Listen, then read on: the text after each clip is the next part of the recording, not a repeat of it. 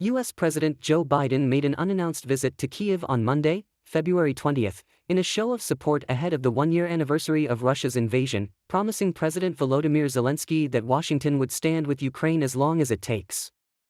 The White House said Biden would announce more sanctions on Russia and military support for Ukraine, including artillery ammunition, anti-armor systems, and air surveillance radars. Biden's visit came a day before President Vladimir Putin was due to make a major address, expected to set out Russia's aims for the second year of the invasion he launched on February 24 last year.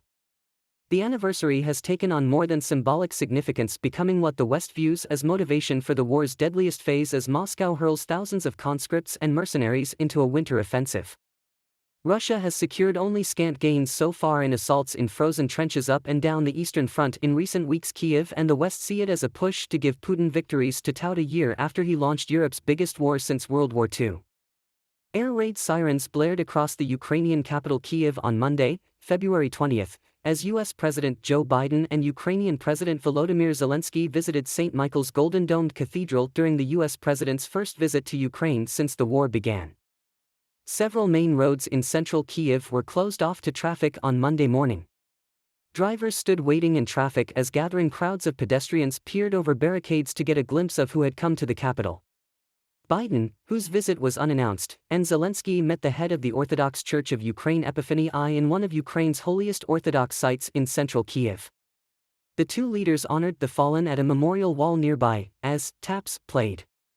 The leaders left the cathedral amidst the sound of the air raid siren. There were no reports of Russian missile or airstrikes. Russia's defense ministry claimed on Monday that its forces have captured the settlement of Pereskovaivka, eastern Ukraine, located about 10 kilometers, 6.2 miles, north of Bakhmut, scene of fierce fighting between Russian and Ukrainian troops. Russian forces have besieged Bakhmut since July when they captured two major towns farther north. Russian troops, spearheaded by the Russian Wagner Group mercenary force, have made incremental gains in nearby villages, and fighting has engulfed its northern districts in the past few days. While Russia still maintains a unit south of the city to be able to tighten the encirclement. But Ukrainian military analysts have said the town, protected by a river and wooded areas, has considerable significance in pinning down Russian occupying forces. President Zelensky over the weekend affirmed that the Ukrainian army tried its best to protect Bakhmut, but did not do anything at all and did not want too many soldiers to die here. Bakhmut, in the frontline Donetsk region, had a pre-war population of 70,000, but now Ukrainian officials estimate fewer than 5,000 civilians remain. Ukraine has not commented on the information that Russia controls the settlement of Pereskovaivka. According to CCTV, many residents in the town of Chasiv Yar, located next to the death of Bakhmut, packed everything. They prepare for the worst, when the fire in Bakhmut has not stopped for 7 months and is spreading all around. Can't believe this used to be a town of 25,000 people, now most people have evacuated. The rest are mostly elderly or unemployed. They used to think that they had nothing to lose, but when bombs and bullets constantly challenged people's endurance, those holding on were finally preparing to evacuate, CCTV reported. Along the main road of Chavis Yar, a rare grocery store is open, selling bread, eggs, milk and a few other necessities. The town is still powered by electricity and has a Wi-Fi connection. However, the sound of artillery shells grew louder and louder, signaling the approaching battles. Meanwhile, in another town north of Bakhmut, a Ukrainian soldier on February 18 said his unit was ready for battle. According to Reuters, Ukraine is believed to be strengthening the stronghold of Siversk in the northern Donbass region. More artillery came, and more soldiers were deployed. The deputy commander of a Siversk defense battalion, who goes by the nickname Han, told Reuters that if Russia took control of Bakhmut, the Siversk line would immediately come under great pressure. We will be partially surrounded, because on the left is the river Siversky Donets, and the enemy will advance on the right. We are likely to be surrounded if Russia seizes the highway running from Bakhmut, the deputy commander said. The town of Siversk is only about 30 kilometers north of Bakhmut. As with other places located around the Bakhmut pan of fire, the intensity of shelling is increasing in all directions. From Siversk shot out, and from outside into the town. Most of the buildings have collapsed or been destroyed to the point of being uninhabitable. About 1,500 residents remained in the town, the force's press officer in Siversk told Reuters. Electricity has been cut off since May last year. In recent days, there have been extremely violent clashes between Ukrainian and Russian forces around the city of Volodar in the Donetsk region. Russian troops have been sending inhuman waves of infantry to try to seize Volodar, though the Ukrainian military say they have beaten back that assault, inflicting huge casualties on the Russians. Meanwhile, Russian forces aided by the Wagner mercenary group have intensified their push to take the city of Bakhmut since seizing control of the neighboring salt mining city of Soledar a month ago. With Bakhmut encircled on three sides by Russian forces, there is now effectively only one road for the Ukrainians to take in and out of the city, and that route is being heavily shelled. The Ukrainian forces now face a clear choice there: stand and fight, or retreat to save men and ammunition, an extremely difficult decision to be made while Kyiv too considers its own counteroffensive in the coming weeks and months. Yevgeny Prigozhin, head of the Russian private military company Wagner, acknowledged Monday a major problem with ammunition supplies for his troops, amid a public spat with the leaders of Russia's defense establishment. "The issues that I raised about ammunition, unfortunately, remain unresolved," Prigozhin said in an emotional audio shared by his team on his official Telegram channel, "and this is a major problem." According to Prigozhin, Russia's military production is now sufficient to supply frontline combat forces, and the supply difficulties his fighters are facing are the result of decisions made. Intentionally, Prigozhin claimed he has been told he needs to go and apologize to someone high up who he has a difficult relationship with to resolve the issue, but added he does not know who that is. "Who should I apologize to? Who should I bow down to? 140 million Russians. Please tell me who I should bow down to so that my guys die 2 times less than they are dying today," he said. "Today, twice as many fighters of PMC Wagner and other military units that we cannot cover die every day due to total shell hunger when we're not allowed to use what there is in warehouses." The White House said last week that the Wagner Group had suffered more than 30,000 casualties since Russia's invasion of Ukraine, with about 9,000 of those killed in action. The Ukrainian army, together with other armed units, conducted drills in the Kornibil exclusion zone on Monday, February 20th. The commander of Ukraine's joint forces, Serhiy Nayev, said that different units were training in the zone this time than earlier this month when Ukraine also held drills there. Ukrainian artillery units, infantry, and anti-aircraft gunners took part in the drills around the defunct nuclear power plant, some 15 kilometers, 9 miles, from the border to Belarus. The exercise involved Ukrainian artillery, infantry, and anti-aircraft gunner units. The European Union needs to ensure that Ukraine has enough ammunition to continue its fight against the Russian invasion, the EU's top diplomat said on Monday, February 20th. Josep Borrell said before a meeting with foreign affairs ministers from the EU countries in Brussels. "It is the most urgent issue.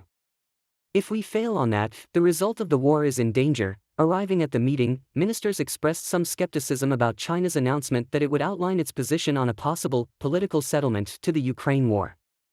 Finnish Foreign Minister Pekka Haavisto said, "We are afraid, of course, that Russia will find new sources of weapons and new sources of ammunition, and we hope that China would not be actively supporting militarily Russia but really trying to sincerely support the peace." It is known that at this meeting, the ministers will also discuss the new sanctions package against Iran and measures to ensure the stability of Moldova. Japan has revealed a new £4.6 billion financial aid package to help Ukraine in its battle against Russia. Speaking at a global forum in Tokyo, the country's prime minister said he would also mark the first anniversary of the war by hosting an online G7 summit with the Ukrainian president. Fumio Kishida said Ukraine is still suffering under the Russian invasion and its people need help to rebuild their daily lives. He added that Russia's attack is a challenge for the entire rules-based international order that brings an end to the post-Cold War era. Japan has joined the US and European nations in sanctioning Russia over its invasion and providing humanitarian and economic support for Ukraine. It was quick to react due to fears about the possible impact the war could have in East Asia, where China's military has grown increasingly assertive and has escalated tensions around self-ruled Taiwan. Japan has already provided loans of more than 70 billion yen, £432 million, to Ukraine in emergency economic assistance, and accepted more than 2,000 displaced Ukrainians. Dutch military intelligence agency MIVD said on Monday, February 20th.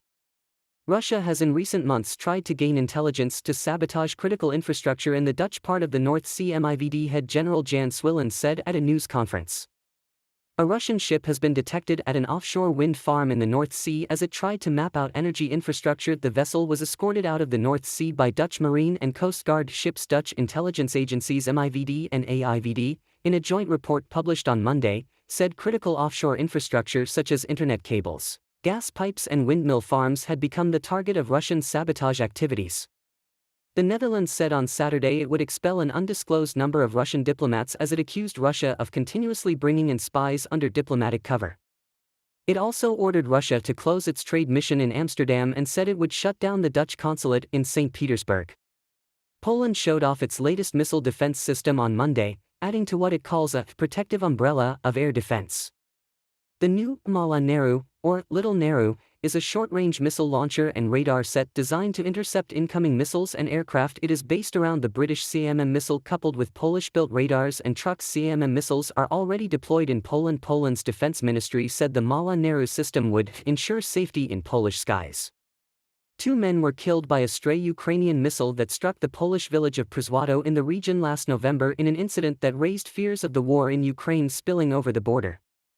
After that, NATO countries, especially Poland, aggressively strengthened their defenses on the bloc's east bank. Earlier in February, Polish forces showed off the US-built Patriot air defense system. The Kremlin said on Monday, February 20th, it had lots to discuss with China's top diplomat, Wang Yi. A diplomatic source with knowledge of the matter said. China's top diplomat, Wang Yi, is due in Moscow shortly for talks on a possible peace settlement for Ukraine. Russia's Kommersant newspaper earlier reported that Wang had arrived. China's foreign ministry declined immediate comment, as did Russia's foreign ministry. Wang said last week that Beijing would put forward China's position on the political settlement of the Ukraine crisis, and that Beijing remained on the side of peace and security, China said.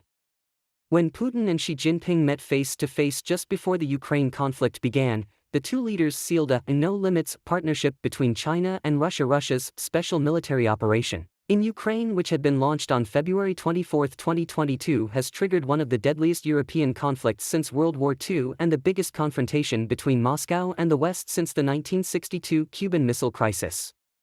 After the West imposed on Moscow the most severe sanctions in modern history due to its actions in Ukraine, President Vladimir Putin said Russia is turning towards Asia after centuries of looking to the West as the crucible of economic growth, technology and war. At the annual Munich Security Conference, Wang accused the United States of violating international norms with hysterical behavior. Wang reiterated a call for dialogue and suggested European countries think calmly about how to end the conflict. Wang also said there were some forces that seemingly don't want negotiations to succeed, or for the war to end soon, without specifying to whom he was referring.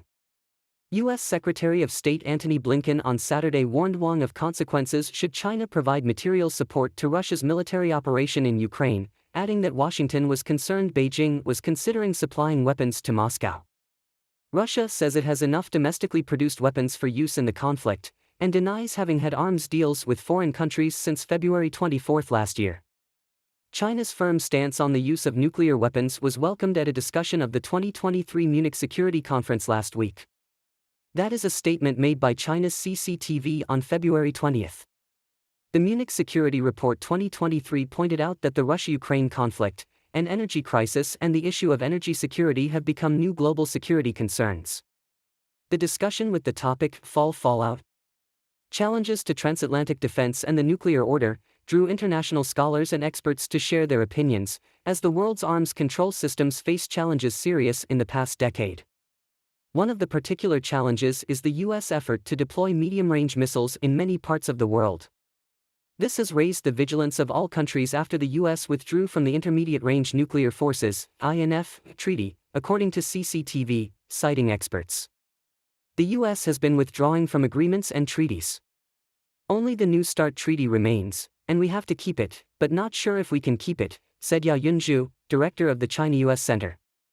There is a whole package of very risk-reducing measures, including de-escalation measures, restraint in speech, restraint in the deployment of advanced weapons systems that could be considered catastrophic escalation. Panic. All risk reduction measures are really important and urgent, said Izumi Nakamitsu, UN Under-Secretary for Disarmament Affairs. Regarding the use of nuclear weapons, China has always advocated the complete prohibition and destruction of nuclear weapons, opposed the use or threat of use of nuclear weapons, and advocated no use of nuclear weapons. Nuclear and non-nuclear war, and avert nuclear crises on the Eurasian continent. This view was unanimously welcomed by the guests attending the discussion, according to CCTV. Weather services in Mauritius warned the island is under direct threat as Tropical Cyclone Freddy approached across the Indian Ocean on Monday, February 20. Video footage showed strong wind and waves battering a beachfront hotel in Belle Mer. The Weather Service said it advised people not to go out to sea, as the storm surge is likely to cause coastal inundation in risk areas. Authorities on the island of Madagascar, about 1,130 kilometers west of Mauritius towards the coast of Africa, authorities also warned people to be careful with the impact of the strong storm in January. Tropical storm Chiniso killed 33 people in Madagascar.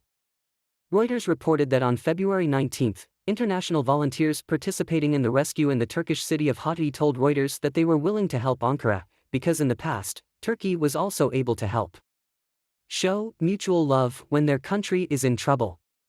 Ukrainian volunteer Artem, 34, from Kyiv, said he is ready to support Ankara because of the love it has for his country. From what the Turks did to Ukraine, we can do the same to them. In June, the Lithuanian Defense Ministry said that the Turkish defense industry body would donate a Bayraktar TB2 drone to Lithuania for delivery to Ukraine, after Lithuania announced it had raised nearly €6 million to buy this UAV. Solomon Song, another Korean-American volunteer, said Turkey also helped Koreans when the country was in conflict. Mr. Song said, "I asked my friend, can we go to Turkey to help? I think it's time to repay them." An Australian rescue team was also present in Hatay on February 19. Scott Hanley, New South Wales Fire and Rescue Officer, said, "We want to mourn the people of Turkey and show them our love. We want to help this country recover from its aftermath." Disaster results. The U.S. Emergency and Disaster Management Agency, AFAD, said that the death toll in the February 6 earthquake in Turkey had increased to 41,020.